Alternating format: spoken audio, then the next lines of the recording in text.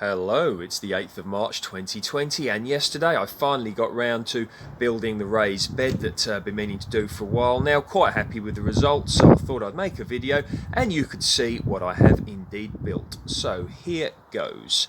Now this is the raised bed, just get you into focus.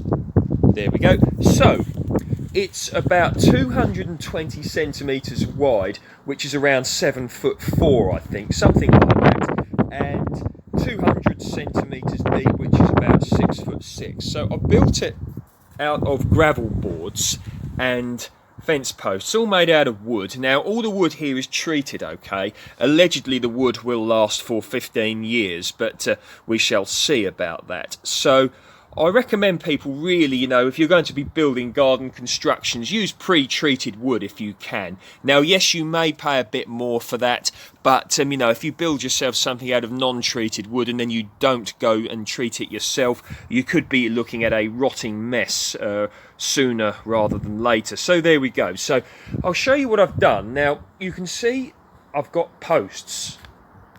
Now, in the corners, I've used these posts here. Once again, they are pre-treated fence posts, and these are 8 centimetres by 8 centimetres. So there's one of those in each corner. In the middle, in each middle of each 4 posts, if you will, I've used these. Now these are 10 centimetre by 10 centimetre fence posts. They are 18 inches deep, high, if you will, and what that allows is, you can see my gravel boards that I've used here. So these are the gravel boards that you would see at the bottom of a wooden fence in order to keep the fence panel up off the ground to stop rotting. So these are 6 inches high, so 6, 12, 18. I've deliberately made this raised bed relatively high because it can be better for one's back, so they don't have to bend down so much to work. And also I've got a bit of soil I need to utilise. So what I thought I'd do is build a raised bed. So you can see what I've done. Now I've screwed them on using screws. I believe strongly in using screws if you can, not nails, because if I want to take this apart and move it, it's much easier.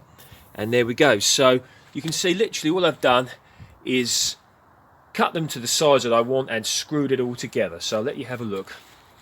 Pan the camera around. Now, this being at the front here, I wanted this to be the nicest. So you can use offcuts, to build these, but then of course you may have to be using, posts in different places or whatever to screw the offcuts to, if you will. But at the front here, you can see this is the bit that's going to be most visible.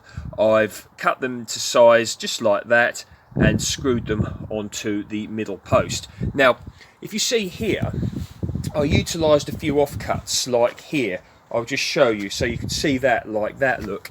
Now, of course, this one here, yes, this went all the way across from one post all the way across to the middle post and then screwed on, no problem. But then it left a bit stuck out like this and I had an offcut. So what I've done is I've used other gravel boards, just screwed that across into there like that look, so you can see what I've done like this, and then simply screwed that there. That holds it nice and tight. You want it solid because at the end of the day you're going to have growing medium in here, soil, compost, whatever, and it's going to push the gravel boards out. So you want it as strong and as sturdy as is possible, because you could, as I stated, you could be looking at this raised bed for quite a few years. So strong and sturdy and steady, just what you want. Now another option, of course, is you can again treat it on top of the already pre-treated timber. You could use maybe barn paint, wood preservatives, something like that, and I think that could be quite a good idea, because the thing is, when you're building garden constructions,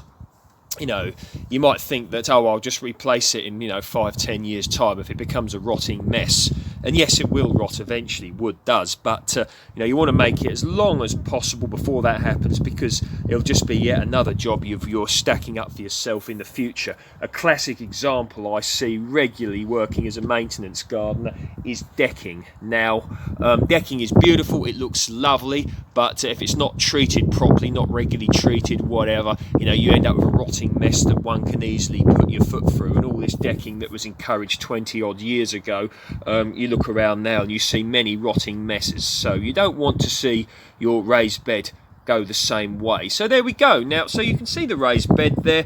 I would have loved to have made a step-by-step how-to video, but I had to get this done because the gardening season really is approaching us now, and in many ways is already here into March. Grass is growing quick, and I really needed to get this done. So the next job is to fill this up with the growing medium, and my plans for this are to get it all set. I'm going to have all sorts of things here. Now, this is not in a part of the garden where there is massive light levels. It's in shade for quite a bit of the day, so I will be putting a lot of green vegetables in here, things like kale, chard, spinach, things like that. No fruit crops, but yeah, I should be able to utilise it. So 220 centimetres by about 200, you can work out the square meterage, but I should be able to grow a lot here. Now, what I'm also going to be intending to do is maybe put squashes at the back, because you may remember I grew squashes here last year, and this gets the same, with maybe even a little bit less light than what it's going to get over there, and squashes grew very, very well here indeed. So I might put some up the back there and then train them up the fence.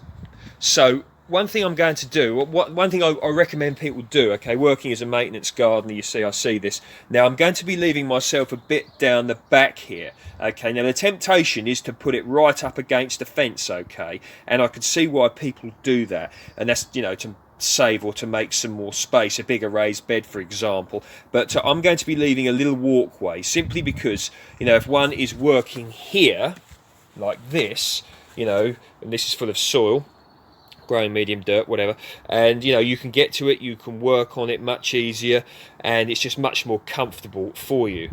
Another good reason for this could be, to allow yourself, if you need to service your fence, like to paint it or replace posts, panels or whatever. It can be quite hard work doing it when it's got something up against it. And of course I can also utilise this for storage. So there you go. So there's the raised bed. So what I may be doing is adding some more of these to the project here, because many of you are aware that I really want my project here to be a complete powerhouse, okay?